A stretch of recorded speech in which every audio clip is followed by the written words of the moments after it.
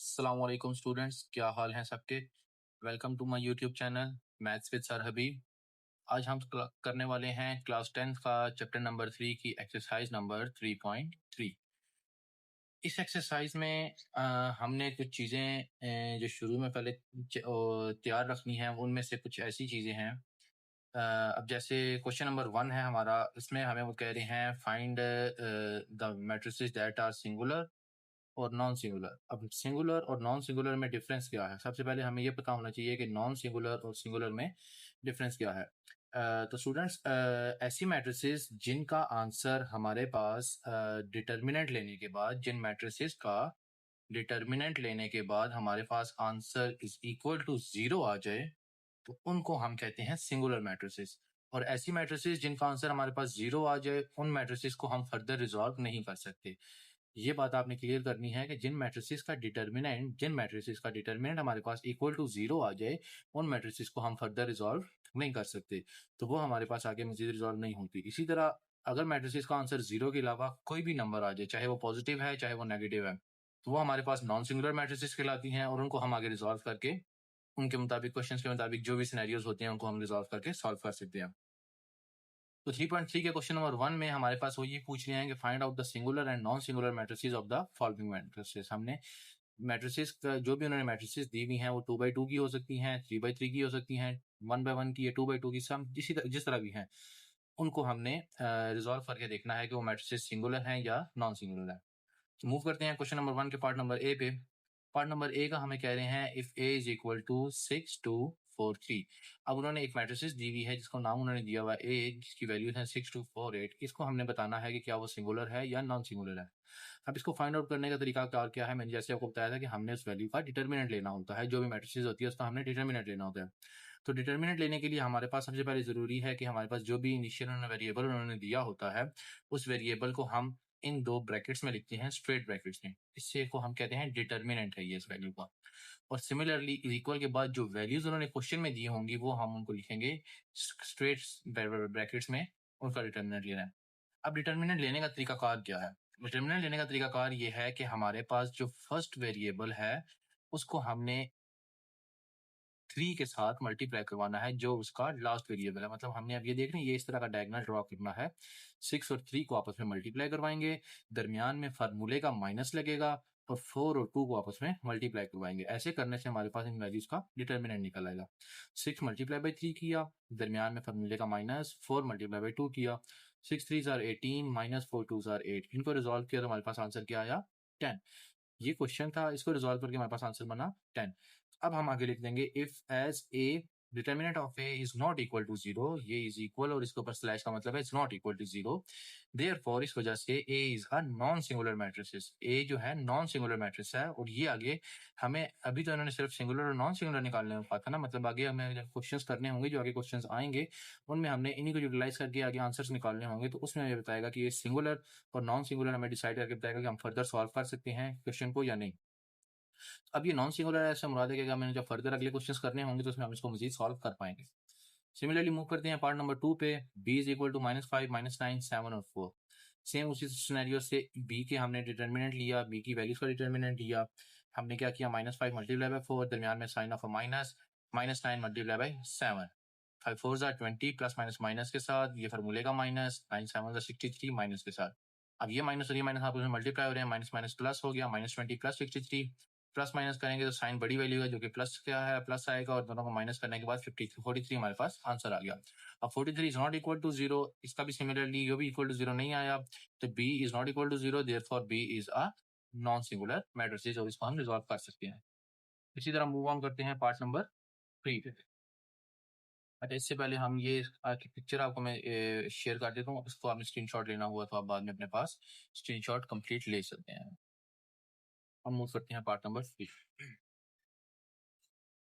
Part number 3 है c is equal to 9 2 18 14। Similarly same scenarios, 9 multiply by 4, दरमियान में sign of a minus, 18 multiply by 2। अब इनको resolve किया तो ये आया 9 4 36 माइनस 8 2 36, 36 माइनस 36 किया, हमारे पास आंसर 0 आ गया।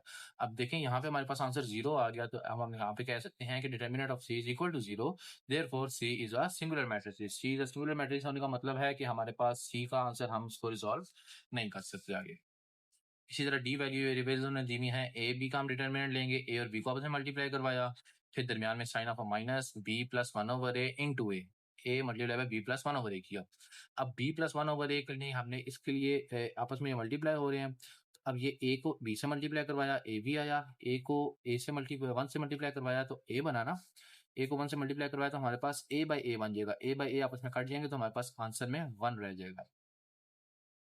और अब आप ये कहेंगे कि माइनस यहाँ पे तो क्वेश्चन में प्लस था, यहाँ पे माइनस कैसे आया? वो माइनस इस तरह आया कि यहाँ पे जो फॉर्मूले का जो माइनस था उसको जब हमने माइनस ओपन किया तो ये माइनस ए भी बन गया, ये प्लस माइनस माइनस 1 बन गया। ठीक स्टूडेंट्स? अच्छा, अब माइनस ए बी और प्लस ए बी दोनों आपस में कैंसिल आउट हो सकते हैं, इन दोनों को हमने कैंसिल आउट कर दिया, हमारे पास आंसर क्या बच गया? -1। अब मैंने आपको स्टार्टिंग में कहा था कि आंसर में नेगेटिव वैल्यू हो या पॉजिटिव वैल्यू हो हम उसको कंसीडर करते हैं, तो -1 is not equal to 0, so this is not a singular matrix, ये सिंगुलर मैट्रिक्स हमारे पास नहीं है। स्टूडेंट्स, मूव ऑन करते हैं नेक्स्ट पार्ट की तरफ। ई की वैल्यूज दी हुई है A B plus C A D plus C. अच्छा, अब आगे उन्होंने एक क्वेश्चन में लिखा दिया है कि where A is not equal to 0 but B is equal to D. अब ये हम ये सिनेरियोस क्या है, ये हम क्वेश्चन में आगे सॉल्व आउट करेंगे तो हमें पता चलेगा, मैं आपको समझाऊंगा उस टाइम पे ये चीज किस चीज का मतलब क्या है। हमें सिमिलरली अभी सिंपल हमने क्या करना है, इसका डिटर्मिनेंट लेना है। डिटर्मिनेंट में वैल्यूज पुट की, A multiply by D plus C, D plus C sorry, और similarly B multi A multiply by B plus C. अब ए को जब डी से मल्टीप्लाई करवाएंगे तो हमारे पास आंसर में आएगा A into D A multiply by D plus C. अच्छा स्टूडेंट्स, यहाँ से हम इसको फर्दर देखें तो अब इस तरह सॉल्व करेंगे, ये हमने यहाँ तक किया था A multiply by D plus C आया, minus A multiply by D minus C आया।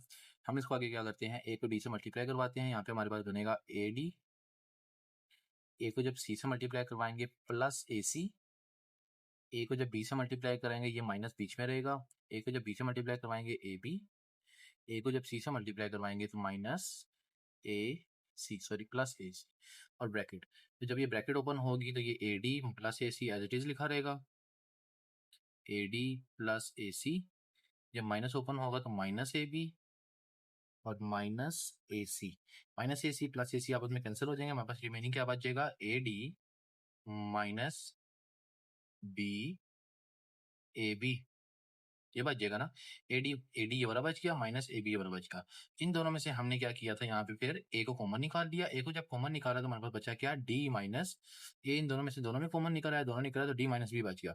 अब डी माइनस बी जब बच गया तो हमें क्वेश्चन में उन्होंने दिया हुआ था यहाँ पे कि B is equal to D है हमारे पास, तो हमने यहाँ पे लिख दिया given is equal to B is equal to D, so we know that कि ए का ये जो हमारे पास रिजॉल्व होकर आंसर आया था ये वाला A is equal to D minus B, इसमें हमने डी की जगह या तो बी रिप्लेस कर दें या बी की जगह डी रिप्लेस कर दें, अप टू यू। दोनों सिनेरियो में जब भी आप इसमें जो भी चीज़ रिप्लेस करेंगे दोनों वैल्यूज आपस में कैंसिल हो जाएंगी, यहाँ पे कुछ नहीं रहा तो मतलब जीरो रहा, तो कोई भी चीज़ जब जीरो से मल्टीप्लाई होती है तो वो आंसर हमेशा आपको जीरो देती है। तो अब इसका क्या आंसर आया हमारे पास, डिटर्मिनेंट ऑफ ई का final answer zero, therefore determinant of A is equal to zero, therefore E is a singular matrix, और ये इससे आगे सॉल्व नहीं हो सकता। होप सो आपको यहाँ तक क्वेश्चन नंबर 1 के पार्ट सारे क्लियर हो गए होंगे, इसमें कोई इशू नहीं रहा होगा। अच्छा जी, पार्ट नंबर बी पे मूव करते हैं। पार्ट नंबर बी में क्या कह रहे हैं कि इफ डिटर्मिनेंट ऑफ पी, इसको पढ़ते कैसे हैं, determinant of P, if determinant of P is equal to 9 and P is equal to 3 cross 1 3 और 4 K, find then find the value of K. अब हमने इसमें करना क्या है, फाइंड द वैल्यू ऑफ के, ये जो इस इक्वेशन में के मौजूद है इस के की हमने वैल्यू निकालनी है। अच्छा जी, क्वेश्चन में हमें क्या गिवन है, p इक्वल टू 3 1 3 4 के, डिटर्मिनेंट ऑफ p हम इसका निकालेंगे, डिटर्मिनेंट ऑफ p इस वैल्यू का डिटर्मिनेंट निकालेंगे, determinant of p 3 multiply by 4 के minus 3 multiply by 1, 3 multiply by 1 3, तो माइनस 3 1 3 4 जार 3 12 के बन गया। अब डिटर्मिनेंट ऑफ p हमें क्या गिवन था क्वेश्चन में, 9 गिवन था, इस डिटर्मिनेंट ऑफ p की जगह हम 9 रिप्लेस कर देंगे, डिटर्मिनेंट ऑफ p हमें 9 गिवन था, डिटर्मिनेंट ऑफ p की जगह हमने 9 रिप्लेस किया, ये 12 के एज इट इज, ये -3 एज इट इज, और अब यहाँ से हम -3 को इक्वल की तरफ शिफ्ट करेंगे, +3 9 + 3 12, 12 के is equal 12 dividing 12 on both side, तो के इज इक्वल टू 1 हमारे पास, हमने के का आंसर निकालना था तो के का आंसर हमारे पास क्या निकला 1। मूव ऑन करते हैं नेक्स्ट पार्ट की तरफ। ये भी क्वेश्चन हमारे पास बिल्कुल इसी तरह ही है, same, if t is equal to 3 and adjoint of t is equal to 5 3 x और 2, तो हमने अभी तक सीखा था डिटर्मिनेंट। अब एडजॉइंट क्या होता है? अब एडजॉइंट बेसिकली स्टूडेंट्स हमारे पास एडजॉइंट जो होता है ना, अगर कोई भी सिमिलर एज्यूम करें कोई भी एक वैल्यू है 3, 2, 4, 5, ये एक वैल्यू दी हुई है। इसका हमने जब एडजॉइंट लेना होता है ना, तो एडजॉइंट में बेसिकली क्या करते हैं, डायगोनल्स में जो वैल्यूज होती हैं इन दोनों के प्लेसिंग चेंज कर देते हैं। ये बन जाएगा 5 और 3, ये इन दोनों की प्लेसिंग चेंज होगी। और ये जो डायगोनल में वैल्यूज होती हैं इन दोनों के हम साइन चेंज कर देते हैं। ये बन जाएगा -4 और ये बन जाएगा -2। अब देखें तो डायगोनल में हमने जो फर्स्ट वाली वैल्यू डायगोनल में थी उनकी दोनों की प्लेसिंग चेंज की, और जो दूसरी वैल्यू थी डायगोनल में उन दोनों की हमने साइन चेंज कर दिए। तो ये हमारे पास एडजॉइंट निकल आता है। इस तरह हम किसी भी वैल्यू का एडजॉइंट निकाल सकते हैं। अब वो कह रहे हैं कि ये एडजॉइंट ऑफ जो टी है वो उन्होंने निकाल के दिया हुआ है कि भाई ये एडजॉइंट ऑफ टी था आपके पास। अब हमें वो कह रहे हैं कि find the value of x, इसमें से एक्स की वैल्यू निकालो। हमें टी की एक वैल्यू दी हुई है जो कि एडजॉइंट उन्होंने निकाला हुआ है, उसका हम क्या लेंगे, डिटर्मिनेंट। अच्छा जी, उसका डिटर्मिनेंट लेने के लिए हमने देखें यहाँ पे सॉल्व हुआ है, उसका डिटर्मिनेंट लेंगे 5 मल्टीप्लाई बाई 2, दरमियान में माइनस। अब ये जो b मल्टीप्लाई बाई c लिखा हुआ है ना, यहाँ पे हम पुट करेंगे 3 मल्टीप्लाई बाई x। ठीक है जी, 3 मल्टीप्लाई बाय, और ये जो इज इक्वल टू 3 लिखा हुआ है, ये इज इक्वल टू 3 हमारे पास किसके बराबर था, ये डिटर्मिनेंट ऑफ टी के बराबर था ना, जो कि क्वेश्चन में उन्होंने दिया हुआ था determinant of T is equal to 3। ये वो वाला 3 यहाँ पे हमने पुट किया। अब ये यहाँ पे बेसिकली यहाँ पे पुट होना चाहिए था। यहाँ से अगर ये चीज हम ना लिखें, इस तरह determinant of T is equal to 3 लिखें, तो ये भी इस 3 से मुराद है कि डिटर्मिनेंट ऑफ टी है। Okay students, okay. अच्छा, अब वो नीचे ये लिखा हुआ है जो हमने बी और सी की फॉर्म लिखी थी, जो उन्होंने लिखा हुआ है कि we know that B is equal to -x and C is equal to -3, ये वही चीज़ है जो ऊपर हमने की है कि भाई डिटर्मिनेंट में हम जो क्रॉस मल्टीप्लाई करते हैं, इस चीज़ को आप बेशक डिले कर दें, चीज़ को ना भी लिखें, तो भी आप चीज़ें क्लियर हो जाएंगी आपको। अच्छा, अब देखें क्या है, हम इस पे देखते हैं 2 5 जार 10, जहाँ पे देखें 2 5 जार 10, दरमियान में माइनस, यहाँ पे हमारे पास था 5 और यहाँ पे हमारे पास था, सॉरी, यहाँ पे हमारे पास था 3 और यहाँ पे हमारे पास था x। 3 जब x से मल्टीप्लाई हुआ तो 3x और साइन माइनस का, तो 10 minus 3x is equal to क्या था हमारे पास, डिटर्मिनेंट ऑफ टी जो कि उन्होंने क्वेश्चन में दिया हुआ था 3। तो 10 minus 3x is equal to 3। अब यहाँ से हमने x का आंसर निकालना है, x का फैक्टर रिजॉल्व करेंगे।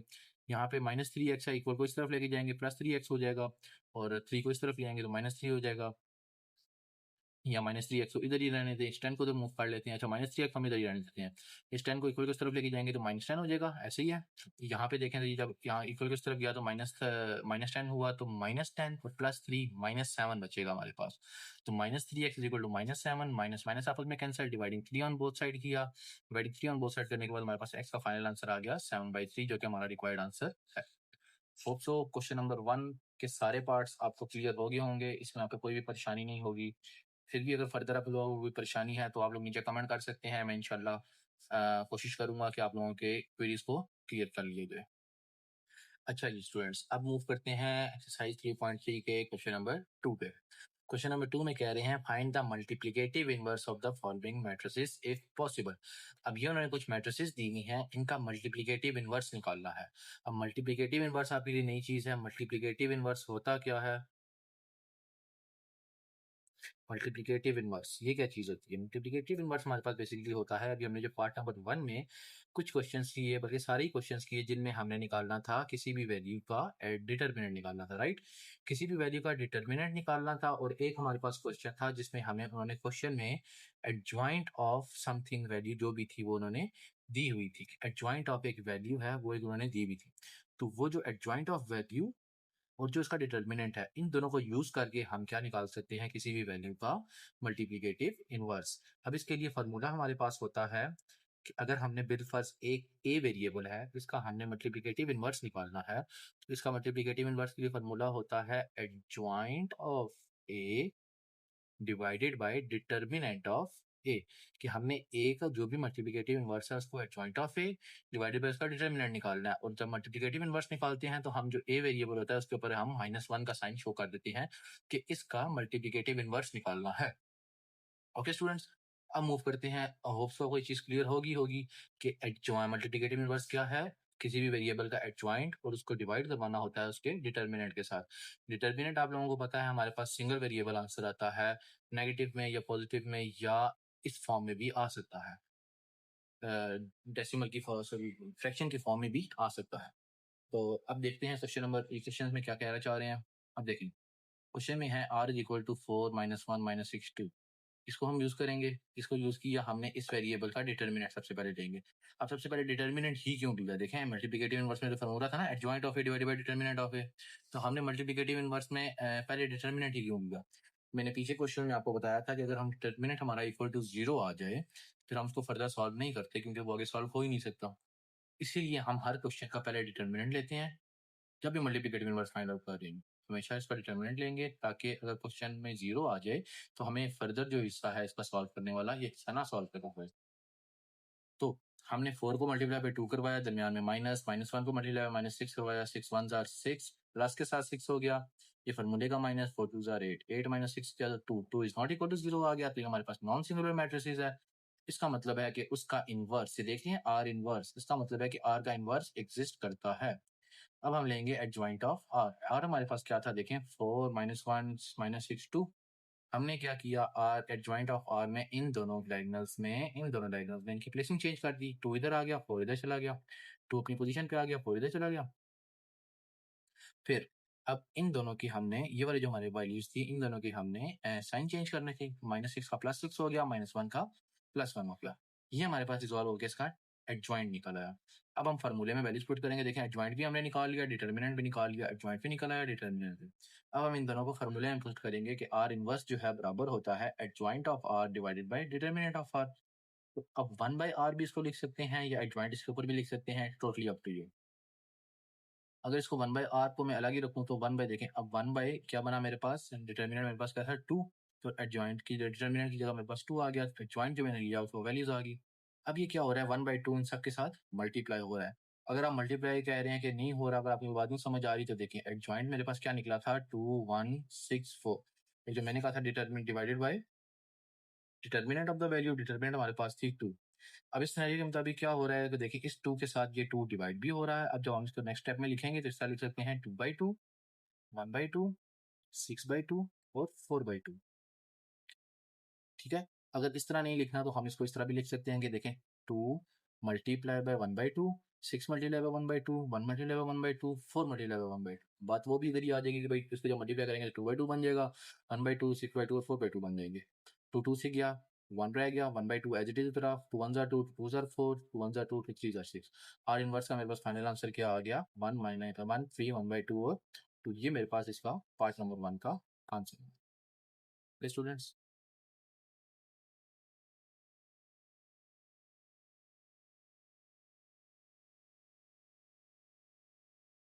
हम मूव करते हैं इसके पार्ट नंबर बी पे। पार्ट नंबर बी क्वेश्चन में देखें तो हमारे पास क्या था, s इज इक्वल टू 5/3। अब उन्होंने दिया हुआ है s इक्वल टू 5/3। अब देखें matrices s is equal is 2 cross 1। अच्छा, इसमें एक और चीज आप लोगों को बताता चलूं कि डिटर्मिनेंट उन वैल्यूज का या एडजॉइंट उन वैल्यूज का निकल सकता है जो मैट्रिसेस हमारे पास या तो 2 क्रॉस 2 की हो, मतलब 2 रोज और 2 कॉलम हो, या 3 क्रॉस 2 की हो, 3 क्रॉस 3 की हो। उन वैल्यूज का हमारे पास डिटर्मिनेंट निकल सकता है। अब ये फिर इसमें देखें तो हमारे पास इसमें कितनी रोज है, नंबर ऑफ रोज इसमें 2 है और नंबर ऑफ कॉलम इसमें कितने हैं 1। नंबर ऑफ रोज मल्टीप्लाई में number of columns, S matrix जो है 2 रोज और 1 कॉलम के साथ है, which is not a square matrix, जो कि स्क्वायर मैट्रिक्स नहीं है, and does not have any inverse. तो इस सिनेरियो में उसका इनवर्स पॉसिबल ही नहीं है। अब देखिए पॉसिबल कैसे नहीं है, क्योंकि ना तो हम इनका डिटर्मिनेंट ले पाएंगे, डिटर्मिनेंट में क्या होता है हमें क्रॉस डायगोनल में मल्टीप्लाई करवाना होता है, दरमियान में माइनस लगता है। और एडजॉइंट में क्या होता है, दो की प्लेसिंग चेंज करते हैं, दो के साइन चेंज करते हैं, तो वो तो मुमकिन ही नहीं है। इसमें 5/2 है, 5/3 है इसमें वैल्यू, इसमें तो मुमकिन ही नहीं है।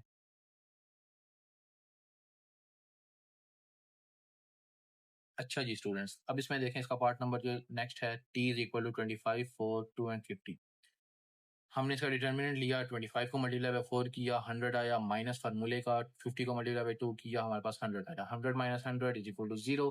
अब जब डिटर्मिनेंट हमारे पास 0 आ गया तो इसका मतलब है कि मैट्रिसेस कौन सी है, सिंगुलर मैट्रिक्स है, और इसका इनवर्स नहीं पॉसिबल। अब पॉसिबल क्यों नहीं है, अब देखें अगर मैं इन वैल्यूज का एडजॉइंट ले लेता, हमने फार्मूला ये था ना इनवर्स वैल्यू फाइंड आउट करने का कि पहले adjoint of T divided by determinant of T. जब इसका एडजॉइंट लेता तो मेरे पास एडजॉइंट क्या आता, देखें यहाँ पे 4, ये 25, -2 एंड -50। और उसको जब डिवाइडेड बाय इसके डिटर्मिनेंट से करता जो कि हमारे पास 0 निकला है। जब 0 को 4 से 0 से मल्टीप्लाई किया तो आंसर मुझे क्या देगा, इन्फिनिटी देगा। अब इन्फिनिटी तो हमारे पास कोई प्रॉपर आंसर नहीं है, तो हमें इसलिए हम सबसे पहले क्वेश्चन का डिटर्मिनेंट लेते हैं कि अगर वो 0 आ जाए तो हम उससे आगे सॉल्व उसको फर्दर नहीं। ठीक है जी। नेक्स्ट पार्ट देखें तो u की वैल्यूज उन्होंने दी हुई है x, y, x+1 और y+1, और आगे इन्होंने कंडीशन दी हुई है if x is equal to y।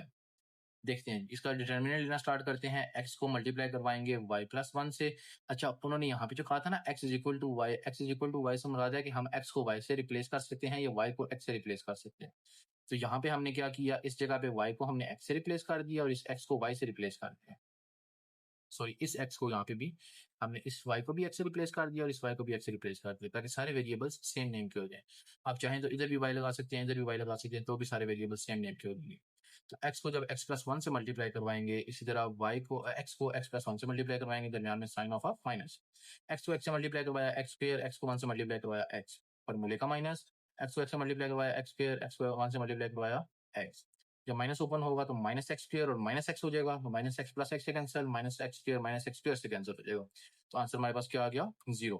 अब जब आंसर हमारे पास 0 आ गया तो if u is equal determinant of u is equal to 0 then u is a singular matrix and u inverse is not possible. Move on करते हैं इसके part number B पे। ये आपका पेपर के पॉइंट ऑफ व्यू से important question है, इसको आपने अच्छे से समझना है। क्वेश्चन में क्या कह रहे हैं कि इफ वैल्यू ऑफ आर जो उन्होंने दी हुई है कि ये वैल्यू है आर की, then verify that R inverse is equal to R inverse R is equal to I.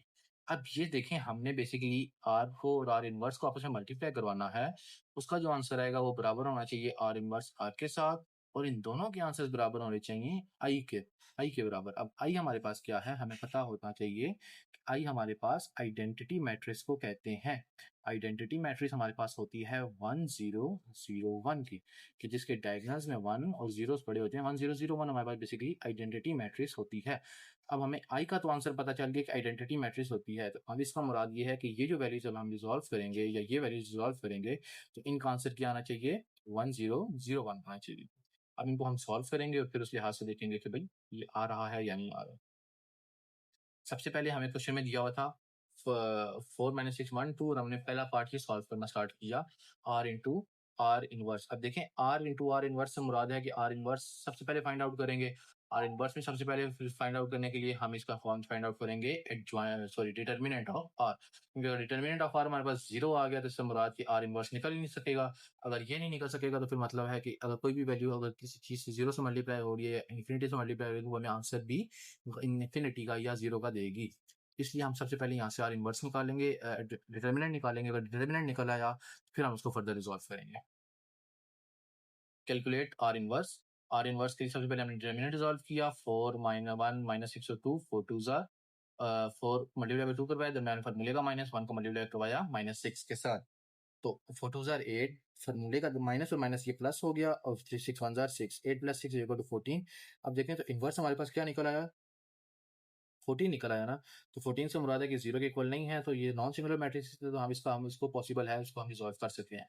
अब हमने क्या किया, एडजॉइंट ऑफ आर निकाला। एडजॉइंट ऑफ आर में क्या था, इन दोनों की प्लेसिंग चेंज कर दी और इन दोनों के साइन चेंज कर दिए। इन दोनों के साइन चेंज हो गए, इन दोनों की प्लेसिंग चेंज होगी।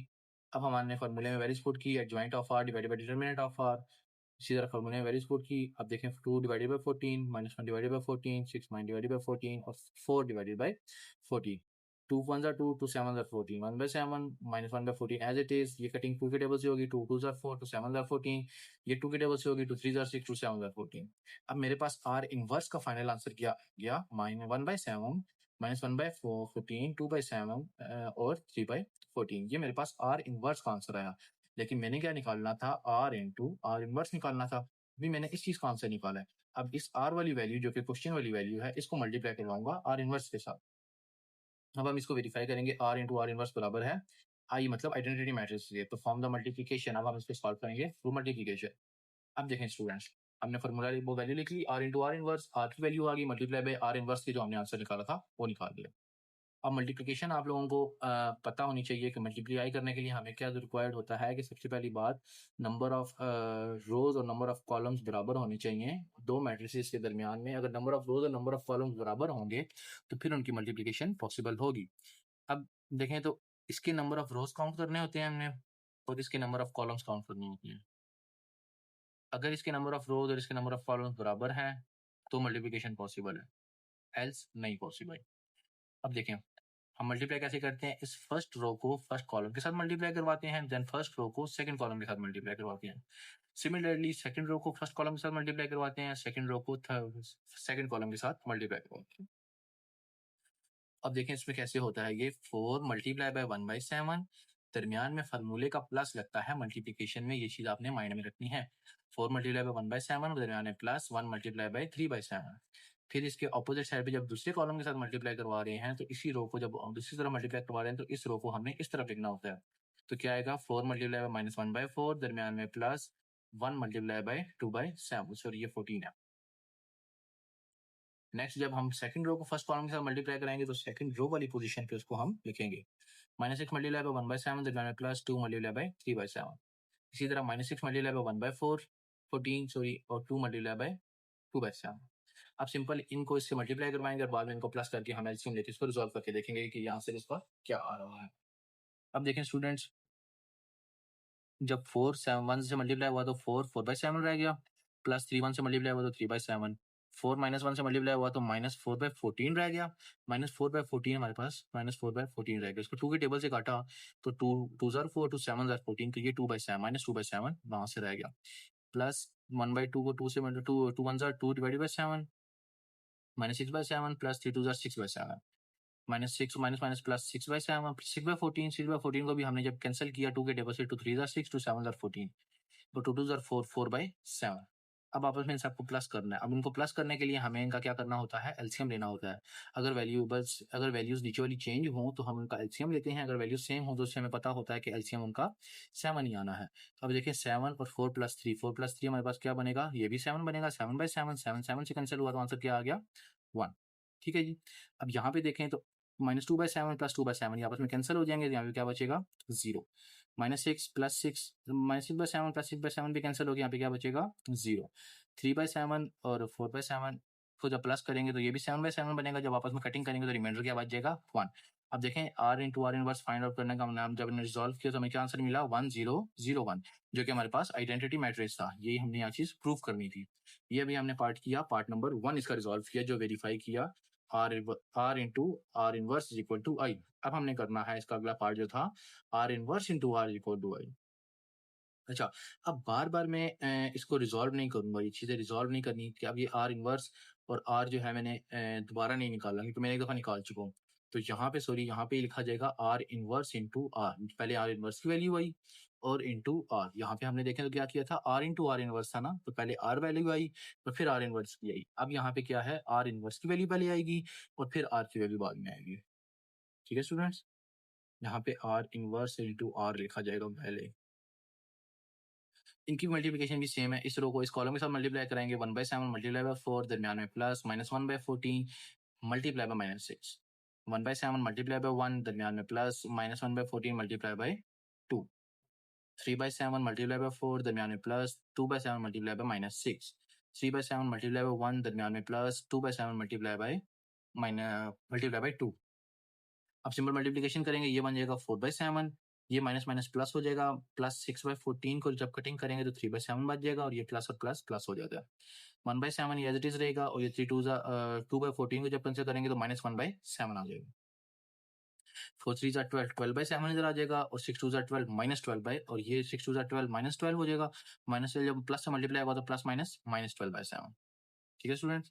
अच्छा, अब 3/7 मल्टीप्लाई बाय 7, इसी तरह 2 2 ज़ा 4 4/7 इसी तरह।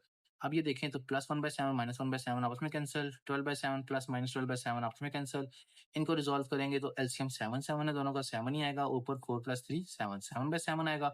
7/7 जिस तरह हमने ऊपर काटा था काटेंगे तो हमारे पास आंसर यहाँ पे 1, यहाँ पे 0, यहाँ पे 0, और इसको भी हम रिजॉल्व करेंगे 7 और 7 एलसीएम लेंगे तो 7 ही आएगा। 3 + 4 करेंगे तो 7 7/7 7/7 को जब कट करेंगे तो आंसर 1 रह जाएगा, तो ये 1 आ गया। तो इसको भी आंसर हमारे पास क्या आ गया, आइडेंटिटी मैट्रिसेस।